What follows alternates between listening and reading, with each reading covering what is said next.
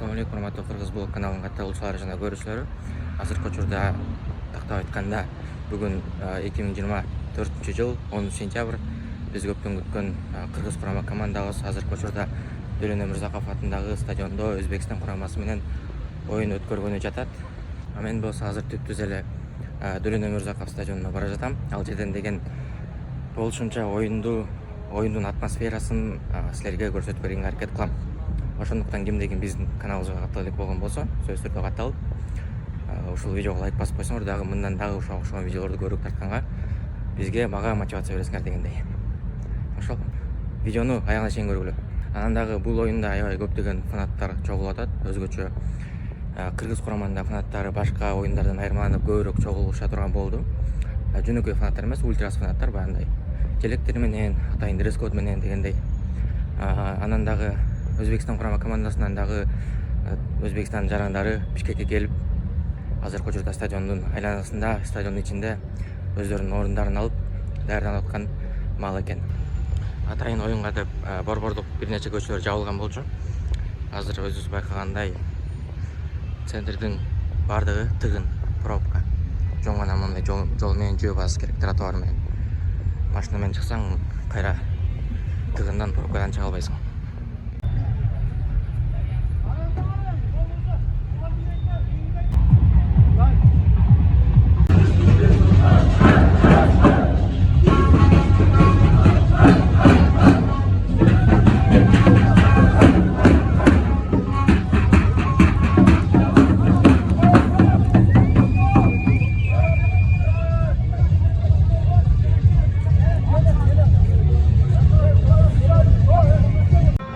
Saat 7 oldu. Oyunun başlanışına daha 1 saat vakit var ровно.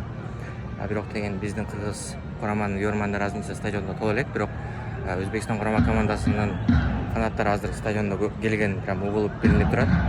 Биздики да, биздин фанаттар дагы мына кыйкырып, алардын да үндөрү угулуп баштады. Учурда саат 7ден 17:04 жана биздин албаруучубуз Улук Сапаров өзүнүн шоу программасын баштап десек болот. Азыркы учурда мына байкап көрсөк, коопсуздук аябай жакшы каралган экен, анткени деген мурун жалпы полиция кызматкерлери күч эмес, азыр болсо ар бир секторго айланында полиция кызматкерлери турат. Жана дагы биздин аксакалдын ультрас фанаттары аябай активный болуп, өздөрүнүн колдоосун көрсөтүп жатат. Жана азыркы учурда биздин Кыргыз курама командабыз болсо талаага чыгышты. Өзбекстан курама командасынын оюнчулары да азыркы учурда талаага чыгышты. Oyun астындагы разминка үчүн.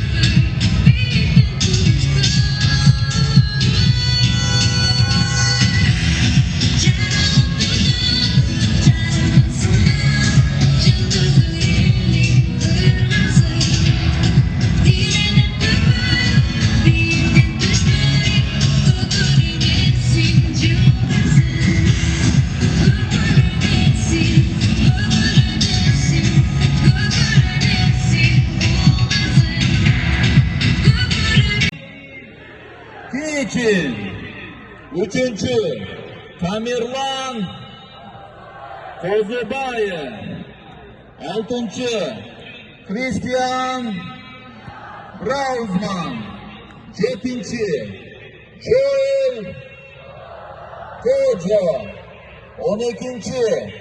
Adılcan Abdurrahmanov.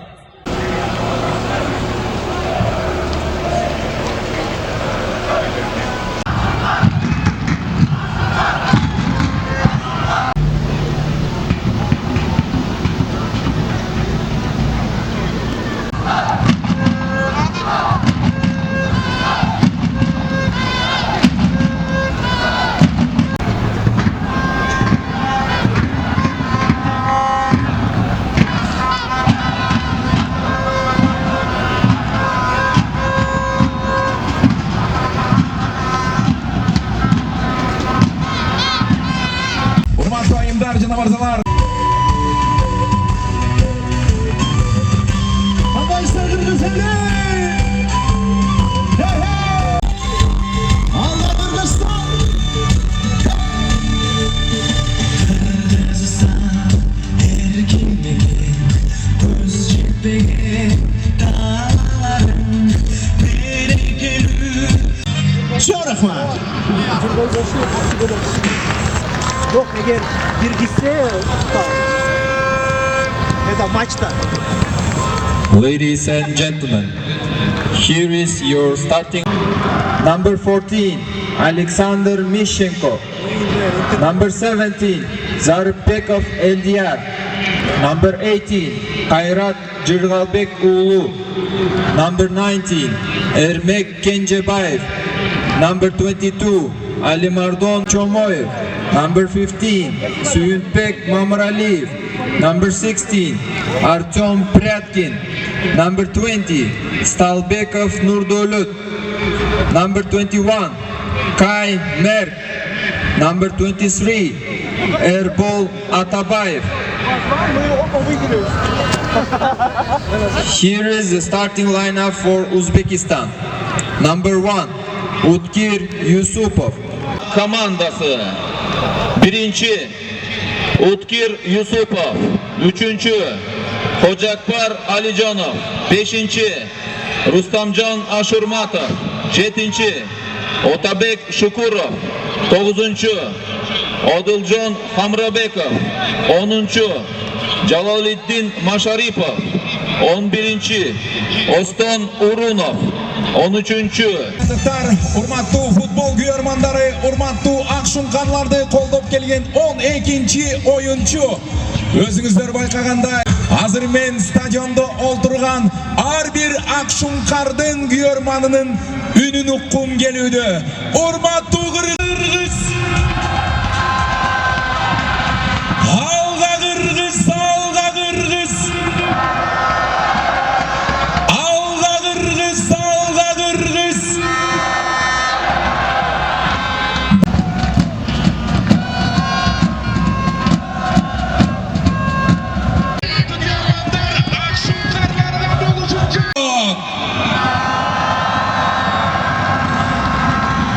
Bizdin akşun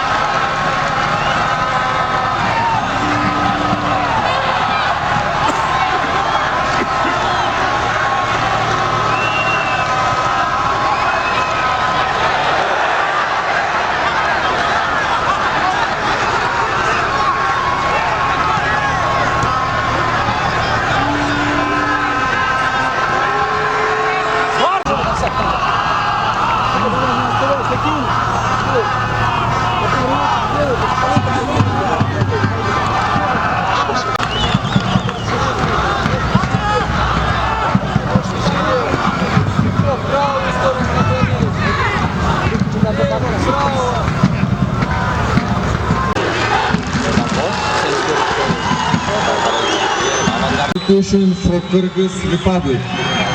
Player number 18, Kairat Jirgalbekulu, replaced by player number 10, Alıkulov Gülcigit.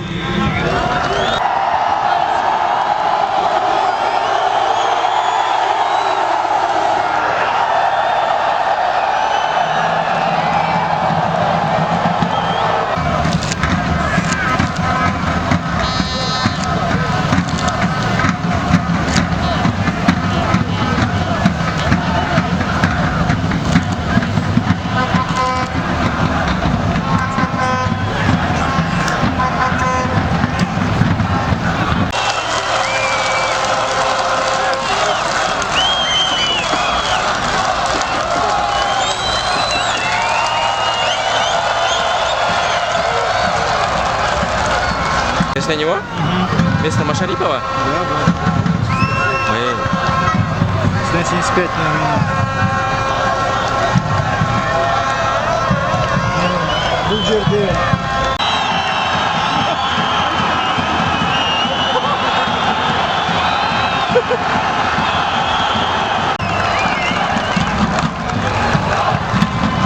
Ladies and gentlemen, the final score is Kyrgyz Republic 2, Uzbekistan 3. Туғандар ошентип Кыргызстан менен Өзбекстандын оюну болуп бүттү. Тилекке каршы биздин Кыргыз курама командабыз 3-2 эсебинде жеңилип калды. Бизди алдыда оюндар күтүп турат, башка оюндар. Ушул ойногон Иран менен жана Өзбекстан менен дагы жооптук беттештер бар. Буюрса ал оюндарда дагы биздин Кыргыз курамабыз өзүн жакшы көрсөтөт деген ойдобуз. Негизинен биздин Кыргыз курама командабыз бул оюнда өзүн мыкты деңгээлде көрсөттү деп айтсак болот. Анткени деген буга чейинки оюндарда өзүңөр билгендей жалаң Өзбекстандан же болбосо башка ушуларга окшогон командалардан биз орусча айтканда разгромный счеттор менен утулчубуз, бирок мунусунда деген болгону 1 гол айырмачылыгы менен гана жеңилип отурабыз. Буга дагы биздин Кыргыз курама командабыздын деңгээли өсүп, алар жакшы оюн көрсөттү деген сөздү айтсак болот.